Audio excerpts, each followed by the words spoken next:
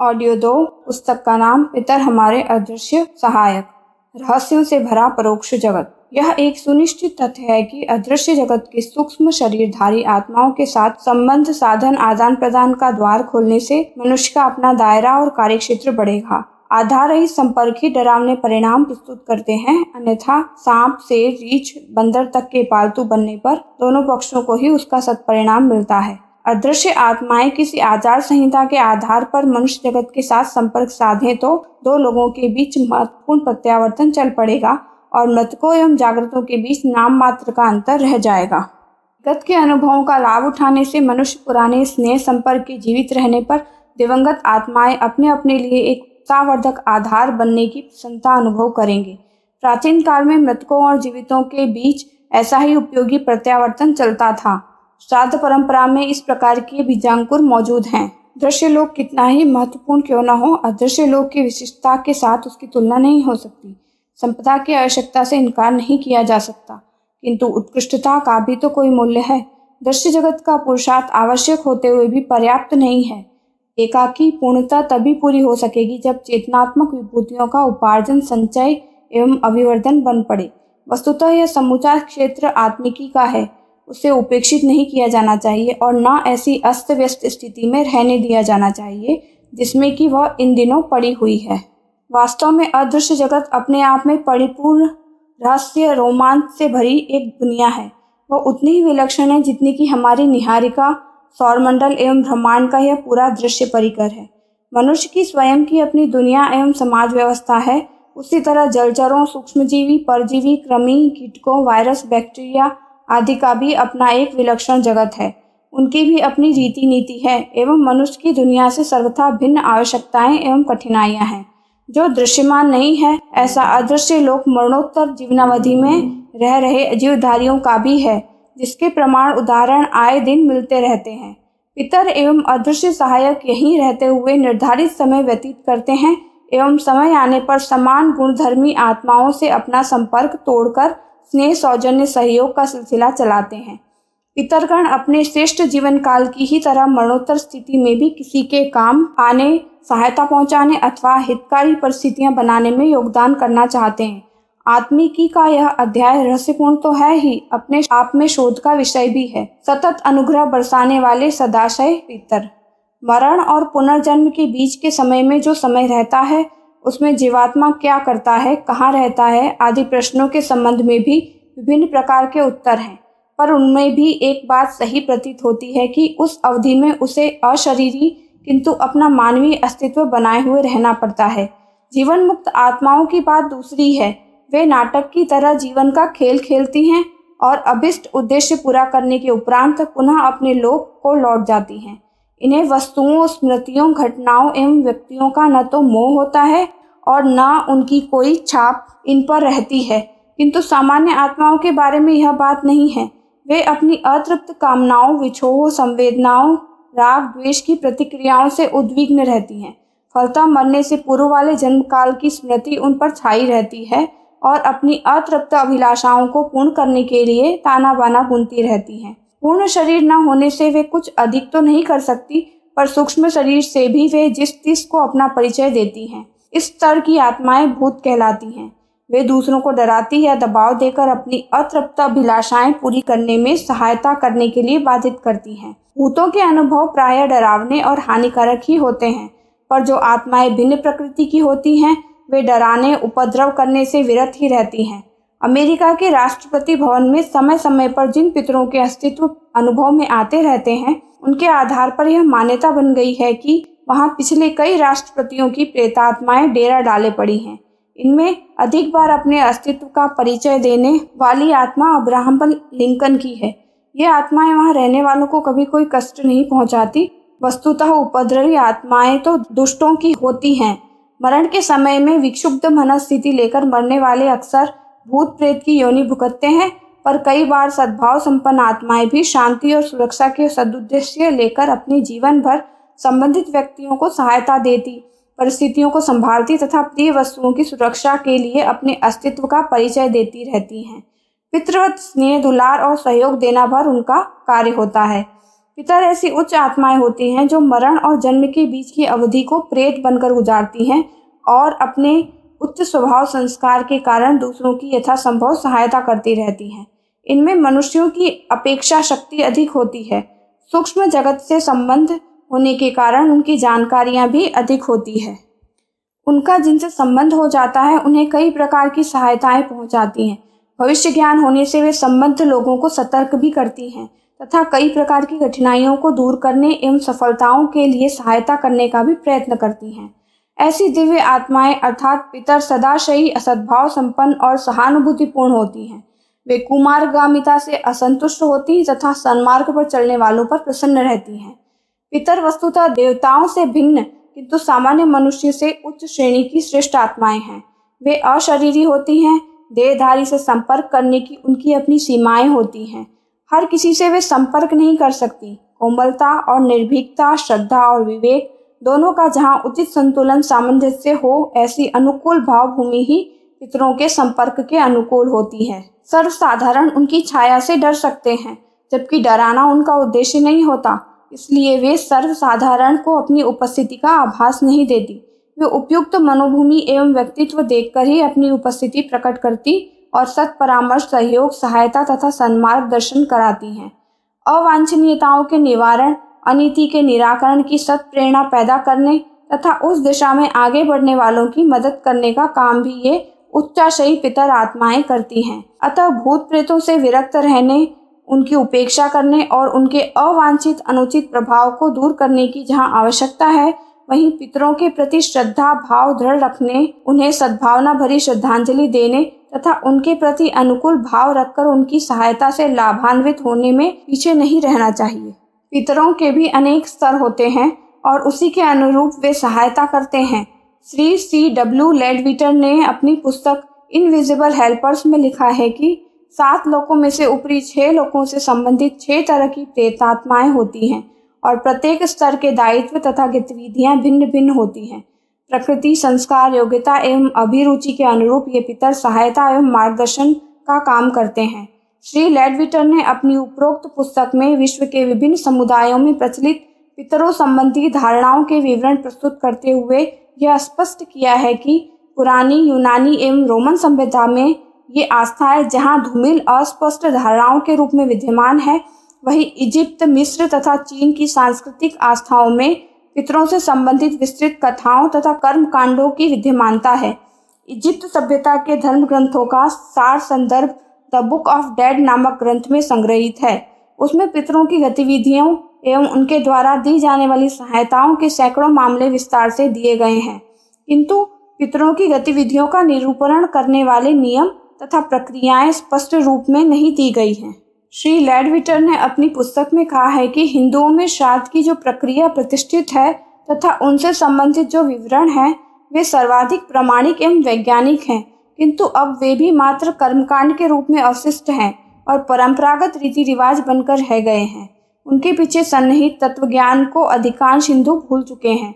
इसलिए न तो वे स्वयं ही उस प्रक्रिया द्वारा पितरों से समुचित और पर्याप्त लाभ प्राप्त कर पाते हैं, न ही पितरों एवं स्वर्गीय आत्माओं को ही अपनी श्रद्धा भावना का उचित लाभ पहुंचा पाते हैं। श्री लेडविटर ने स्पष्ट किया है कि इन अशरीरी आत्माओं से संपर्क का मूल आधार संकल्प एवं विचार ही है। जड़ वस्तुओं और निष्प्राण कर्मकांडों के माध्यम से पितरों से आदान प्रदान का क्रम नहीं चल सकता, क्योंकि वह सारा व्यापार भावनात्मक एवं विचार परक ही है। कर्मकांड की प्रक्रियाएं आवश्यक तो हैं, किंतु वे उपकरण हैं, उनका प्रयोग होता है। वे स्वयं इन प्रयोगों के संचालन एवं परिणामों के प्रतिपादन में असमर्थ हैं। बिना ज्ञान के उपकरणों का उचित प्रयोग और सही परिणामों की प्राप्ति असंभव है। अतः आवश्यकता पितरों की सत्ता के सही स्वरूप को समझने और उनसे संपर्क की पात्रता स्वयं में विकसित करने की है। वैसा हो सके तो उनसे देव स्तर का सहयोग प्राप्त किया जाकर जीवन को अधिक समृद्ध, सार्थक एवं सफल बनाया जा सकता है। दिव्य प्रेत आत्मा से कभी कभी किन्हीं किन्हीं का सीधा संबंध उनके पूर्वजों के स्नेह सद्भाव के आधार पर हो जाता है। कई बार वे उपयुक्त सत्पात्रों को अनायास ही सहज उदारतावश सहायता करने लगते हैं, किंतु ऐसा भी संभव है कि कोई व्यक्ति अपने आप को साधना द्वारा प्रेत आत्माओं का कृपा पात्र बना ले और अपने साथ अदृश्य सहायकों का अनुग्रह जोड़कर अपनी शक्ति को असामान्य बना ले एवं महत्वपूर्ण सफलताएं प्राप्त करने का पथ प्रशस्त करे। पितरों के अन्य वर्ग हैं और देव सत्ताओं की ही तरह उनके क्रियाकलापों के क्षेत्र भी भिन्न भिन्न है। प्रत्यक्ष मार्गदर्शन, गूढ़ संकेत, दिव्य प्रेरणाओं तथा आकस्मिक सहायताएं उनसे उपलब्ध होती हैं। विपत्ति से त्राण पाने, सन्मार्ग पर अग्रसर होने और मानवीयता के क्षेत्र को विस्तृत करने, सामाजिक प्रगति का पथ प्रशस्त करने में उनके दिव्य अनुदान दैवी वरदान बनकर सामने आ सकते हैं। सूक्ष्म शक्तियों के रूप में वैसे भी वे क्रियाशील रहते ही हैं और अनीति, अत्याचार, अन्याय के क्रम को आकस्मिक अप्रत्याशित रीति से उलट देने की चमत्कारी प्रक्रिया कई बार उनके अनुग्रह से ही संपन्न हुआ करती है। ऐसे श्रेष्ठ पितर सचमुच श्रद्धा भाजन हैं। इस संदर्भ में एक नया पक्ष और भी है, वह यह है कि जीव सत्ता अपनी संकल्प शक्ति का एक स्वतंत्र घेरा बनाकर खड़ा कर देती है और को अन्य जन्म मिलने पर भी वह संकल्प सत्ता उसका कुछ प्राणांश लेकर अपनी एक स्वतंत्र इकाई बना लेती है और इस प्रकार बनी रहती है मानो कोई दीर्घजीवी प्रेत ही बनकर खड़ा हो गया हो। अति प्रचंड संकल्प वाली ऐसी कितनी ही आत्माओं का परिचय समय समय पर मिलता रहता है। लोग इन्हें पितर नाम से देव स्तर की संज्ञा देकर पूजते पाए जाते हैं। वे अपने अस्तित्व का प्रमाण जब तब इस प्रकार देते रहते हैं कि आश्चर्यचकित रह जाना पड़ता है। इतने पुराने समय में उत्पन्न हुई वे आत्माएं अभी तक अपना अस्तित्व बनाए हुए हैं। यह प्रेत विद्या के लोगों के लिए भी अचंभे की बात है, क्योंकि वे भी प्रेत योनि को स्व अल्पकालीन मानते हैं। अब उन्हें भी एक नए पितर वर्ग को मान्यता देनी पड़ी है, जो मात्र भूत प्रेत नहीं होते वरन अपनी प्रचंड शक्ति का दीर्घकाल तक परिचय देते रहते हैं। हजारों वर्ष पूर्व उत्पन्न आत्माएं अभी तक प्रेतावस्था में ही हो, यह मानना असंगत और असमीचीन है। वे अभी तक निश्चय ही नए जन्म लेकर गतिविधियों में जुट चुकी होंगी। ऐसी स्थिति में यही स्पष्ट होता है कि प्रचंड संकल्प सत्ता जीवात्मा की प्राण शक्ति का एक अंश लेकर एक नई शक्तिशाली इकाई बना डालती है। यह प्राणावेग से भरपूर सत्संकल्पात्मक इकाई अपने आवेग की सामर्थ्य के अनुसार ही एक निश्चित समय तक सक्रिय रहती है। वह समय उस प्राण सत्ता के लिए कुछ अधिक न होते हुए भी हमारे लिए हजारों वर्षों का होने से हमें चमत्कारिक लग सकता है।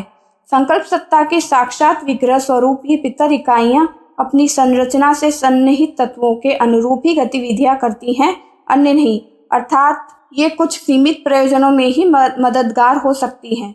प्रयोजनों के जिन ढांचों से इन संकल्प सत्ताओं का अधिक परिचय लगाव होता है, उनकी पूर्ति में वे विशेष सहायक सिद्ध हो सकती हैं। प्रार्थना, उपासना, ईश्वर आराधना, सामाजिक कर्तव्य विशेष आदि में आकस्मिक सहायता के रूप में ऐसी पितर सत्ताओं का अनायास अनुग्रह बरसा करता है।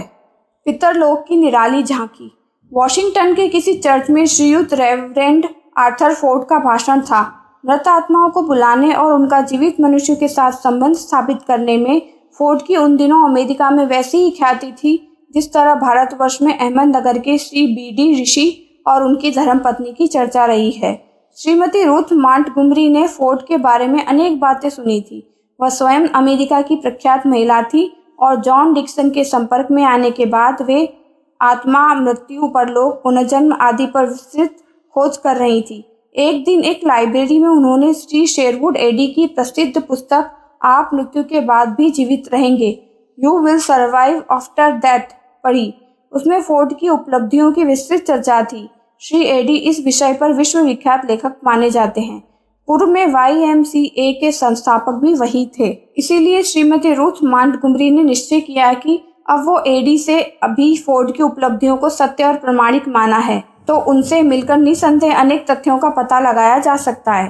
तभी से वे इस प्रयत्न में थी कि कहीं फोर्ड से भेंट की जाए। सौभाग्य ही था कि आज फोर्ड स्वयं किसी आध्यात्मिक भाषण के संबंध में वॉशिंगटन पधारे थे। श्रीमती रूथ मॉन्टगोमरी ने अक्सर खोना ठीक न समझा। वे फोर्ड से मिली और विस्तृत विचार विमर्श के लिए समय की मांग की। फोर्ड ने 2 दिन बाद आने की स्वीकृति दे दी।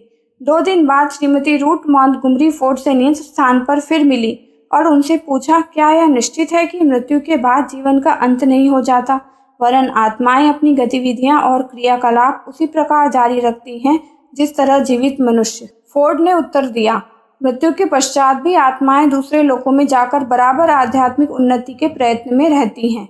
जब तक मोक्ष की प्राप्ति नहीं होती, तब तक उनका यह प्रयत्न बराबर चलता रहता है। आध्यात्मिक उन्नति के लिए यह आत्माएं दूसरे लोगों, विशेषकर अपने प्रियजनों को भी संदेश पहुंचाना चाहती हैं, पर उन सूक्ष्म संकेतों को सब लोग नहीं पकड़ पाते, इसलिए उनके संदेश निरर्थक जाते रहते हैं। पर कई आत्माएं इतनी बलवान होती हैं कि वे अपनी बात किसी माध्यम से व्यक्त और लिख भी सकती हैं। श्रीमती रूथ अपनी आसानी से इस बात को मान लेने वाली नहीं थी। प्रत्येक मनुष्य के जीवन में ऐसी जिज्ञासाएं उठती हैं, किंतु चिंतन के अभाव में, विश्लेषण अथवा प्रमाणों के अभाव में वह रहस्य के मुद्दे रह जाते हैं। श्रीमती रूथ इतनी आसानी से वह बातें मान लेने वाली नहीं थी। प्रत्येक मनुष्य के जीवन में ऐसी जिज्ञासाएं उठती हैं, किंतु चिंतन के अभाव में, विश्लेषण अथवा प्रमाणों के अभाव में वह रहस्य मुंदे के मुंदे रह जाते हैं। एक बार बालक नचिकेता को भी ऐसी ही प्रबल जिज्ञासा उठी थी। उसने भी यमाचार्य से ऐसा ही प्रश्न किया था। ये यम प्रेते विचिकित्सा मनुष्य अस्ति ते के नाय मस्तिते चेके ए द्विधान मुनिष्ठस्त्वयाहम वर्णामेश वर्स्त्रतीय। आचार्य देव, मरे हुए मनुष्य के विषय में बड़ा भ्रम है। कुछ लोग कहते हैं मृत्यु हो जाने पर भी जीव बना रहता है, कुछ कहते हैं उसका नाश हो जाता है। सो आप मुझे उसका निश्चित निर्णय करके बताइए, सत्य क्या है। यमाचार्य ने नचिकेता को तब योगाभ्यास कराया और उसके द्वारा उसने यह जाना कि जीव किस प्रकार मृत्यु के उपरांत यमलोक, प्रेतलोक, वृक्ष, वनस्पति आदि योनियों, भुवलोक आदि में जाता है और वहाँ की परिस्थितियों या वर्तमान की तरह उपयोग करता है। अपनी बात फोर्ड ने समाप्त की तो श्रीमती रूथ मॉन्टगोमरी ने उनसे पूछा, क्या आप ऐसी आत्मा को बुलाकर मुझसे परिचय करा सकते हैं जिससे मैं पहले से जानती हूँ, जिससे मैं सत्य और असत्य का पता लगा सकूं। फोर्ड एक सोफे पर आराम से बैठ गए, दोनों आंखें एक काले रुमाल से बांध ली। रूथ ने पूछा, क्या बत्ती बुझा देनी चाहिए? पर फोर्ड ने कहा, उसकी कोई आवश्यकता नहीं है। थोड़ी देर बाद एक आवाज़ आने लगी। यह आवाज़ यद्यपि फोर्ड के मुख से ही आ रही थी, पर उनकी आवाज़ से बिल्कुल भिन्न। उसने बताया, यह लो श्रीमती रूथ, तुम्हारे चाचा तुमसे भेंट करना चाहते हैं। इनका नाम फ्रेनेट बेनेट है। वह बहुत समय पहले अमेरिका में पादरी प्रीचर थे। श्रीमती रूथ तुरंत बोली, नहीं नहीं, यह गलत है। मेरे इस नाम के कोई चाचा नहीं थे, न ही इस नाम के किसी व्यक्ति को मैं जानती हूँ। इसके बाद माध्यम फोर्ड ने फिर बोलना आरंभ किया, वह भी तुम्हें नहीं जानते, पर उनका कहना है कि तुम्हारे पति उन्हें खूब अच्छी तरह जानते हैं। तुम्हारे पति का नाम बॉब है। तुम उनसे घर जाकर पूछना। और हाँ, अब लो, ये तुम्हारे पिताजी उपस्थित हैं। वे अपना नाम विलियम टॉस बता रहे हैं। श्रीमती रूथ यह सुनते ही चौंकी। वस्तुतः उनके पिता का यही नाम था। माध्यम ने आगे बोलना आरंभ किया, श्रीमती रूथ, आपके पिता आपको और आपकी माताजी को प्यार कहते हैं। वे बताते हैं कि जब उनकी मृत्यु हुई थी तब तुम उनके पास नहीं थी। वे काफ़ी बीमार थे और उनकी एकाएक मृत्यु हो गई थी। मरकर थोड़ी देर में उन्हें अपने रोग का भी पता नहीं रहा। वे स्वस्थ अनुभव कर रहे हैं। वे कह रहे हैं, यहाँ किसी प्रकार की बीमारी नहीं है। मनुष्य हमेशा एक सी अवस्था में रहता है, न वो बूढ़ा होता है, न बालक और न युवक। और हाँ देखो, तुम्हारे माताजी यहाँ नहीं है, वे तुमसे काफ़ी दूर हैं। अभी कुछ दिन तक आएंगी भी नहीं। उन्हें मैं देख रहा हूँ, उनकी टांग में कई दिन से दर्द हो रहा है। उक्त दोनों व्यक्तियों के अतिरिक्त कई और जानी अनजानी आत्माओं का परिचय श्रीमती रूथ ने कराया। अपनी पुस्तक सत्य की खोज में वे स्वयं लिखती हैं, कई पहचानी हुई आत्माओं की बातें इतनी सत्य थी कि मैं आश्चर्यचकित रह गई। मेरे पिताजी ने जो जो बातें बताई सब सच थी। सचमुच ही जब वे बीमार थे तब मैं अखबार में इसके काम से इजिप्ट गई थी। मुझे इजिप्ट में ही तार द्वारा उनके निधन की सूचना दी गई थी। जब मैं लौट कर आई तब 2 दिन बीत चुके थे। पिताजी किसी बीमारी से ही मरे थे, यह भी मुझे अच्छी तरह मालूम है। सायंकाल मैंने एकाएक माताजी को टेलीफोन किया तो उन्होंने बताया कि सचमुच उनके एक पैर में कई दिन से बुरी तरह से कष्ट है और उन्हें लौटने में काफ़ी समय लगेगा। इसी प्रकार बॉब ने मुझे बताया कि मेरी मौसी फ्रेंड बेनेट नाम के एक पादरी को ब्याही थी। वे कांगो, पश्चिमी अफ्रीका में रहती है। इन दोनों घटनाओं में श्रीमती रूथ ने जहां वर्तमान के सत्यों को स्वीकार किया, वहां यह भी लिखा है कि यदि मृतात्माओं द्वारा बताई हुई भूत व वर्तमान की बातें सच होती हैं तो वे मृत्यु के अनंतर अपने अस्तित्व के बारे में भी जो कुछ कहते हैं उसे सत्य मानने से इनकार करना दुराग्रह ही होगा। उसे सत्य न मानकर मानव समाज अपना अहित ही करता है, क्योंकि उससे एक अत्यंत आवश्यक और उपयोगी वास्तविकता पर पर्दा पड़ जाता है। माध्यम के द्वारा मेरे पिता ने कहा था, मैं एक ऐसे रहस्य का उद्घाटन करता हूँ जो विश्व की सबसे बड़ी आवश्यकता है। वह यह कि हम एक ऐसे संसार में रह रहे हैं जिसमें स्थूल की तरह सब कुछ रहस्य है, सब कुछ अनुभवगम्य है, जहाँ बराबर उन्नति होती रहती है। हम शून्य में नहीं रह रहे। यहाँ सबको मनोरंजन के साधन उपलब्ध हैं। यहाँ बेकार बैठकर कोई प्रसन्न नहीं रह सकता। जितना शरीर से काम कर सकता था उससे अधिक काम मैं अब भी कर सकता हूँ। तुम जानती होगी मुझे गाने का शौक था। मैं अभी भी संगीत का अभ्यास करता हूँ। यह बातें सुनने वाले को अटपटी अवश्य लगती हैं, किंतु देर तक अध्ययन और खोज करने के पश्चात मुझे इनकी सत्यता में अविश्वास नहीं रह जाता। यह तथ्य स्वयं श्रीमती रूथ मॉन्टगोमरी ने स्वीकार किया है और उसके साथ अमेरिका की उस जबरदस्त घटना को जोड़ा है जिसके बारे में वहाँ बहुत दिन तक व्यापक हलचल मची रही। एक बार जिस समय श्रीमती रूथ का मृतात्माओं से परिचय कराया जा रहा था, माध्यम फोर्ड, जो मृतात्माओं को बुलाकर उनसे संकेत प्राप्त करके रूथ को बताता था, ने बताया, आपसे कोई जज बात करना चाहते हैं। वो लैप्टे शहर में आपके घर के समीप ही रहते हैं। एक दिन अचानक कहीं गायब हो गए। बाद में डूब जाने से उनकी मृत्यु हुई थी। उनका सड़ा हुआ ढांचा अब भी वहां पड़ा देखा जा सकता है। श्रीमती रूथ ने वहां तो यही कहा कि मुझे ऐसे किसी पड़ोसी का पता नहीं है, किंतु घर आकर उन्होंने लैप्टे कुरियर जनरल के संपादक से टेलीफोन पर पूछा तो उसने बताया, हाँ, आपके मकान के पास पार्किंग्स नामक एक सज्जन अवश्य रहते थे। वे यूनाइटेड कोर्ट ऑफ अपील्स में जज थे। वे एक बार एकाएक गायब हो गए। 7 राज्यों के सम्मिलित प्रयत्नों के बाद भी उनका कहीं पता न चला। लेक शोर होटल के समीप मिशिगन झील के किनारे उनका एक हैट और छाता अवश्य मिला था, पर उनके डूबकर मर जाने का कोई प्रमाण न मिलने के कारण उनके स्थान पर किसी परमानेंट जज की नियुक्ति नहीं की गई थी। उनका वेतन उनके बैंक खाते में जमा किया जाता रहा है। सबसे आश्चर्यजनक बात यह थी कि थोड़े दिन बाद ही उनका सड़ा हुआ ढांचा पानी में तैरता हुआ पाया गया। इन घटनाओं से इस बात की पुष्टि होती है कि जीवात्मा नहीं, शरीर मरता जीता है और मृत्यु के बाद भी जीवन का विकास क्रम बंद नहीं होता। गीता में भगवान कृष्ण ने भी कई स्थानों पर दोहराया है। उन्होंने आत्मा को कभी नष्ट न होने वाली बताया है। वह अर्जुन को बार बार कहा है कि शक्ति के सत्संकार संपन्न होने पर यही अक्षय आत्मा उसकी मरणोपरांत अवधि में पितर रूप में क्रियाशील रहती है तथा अपनी आत्मोन्नति के लिए प्रयासरत रहने के साथ ही इस पृथ्वी के प्रति रागात्मक संपत्ति रखने के कारण यहाँ भी स्वजनों या सत्पात्रों की आत्मोन्नति में मदद करने को सदैव प्रस्तुत रहती हैं। उनके पितरों से संपर्क करने पर व्यक्ति को लाभ ही लाभ होता है, हानि कुछ नहीं होती।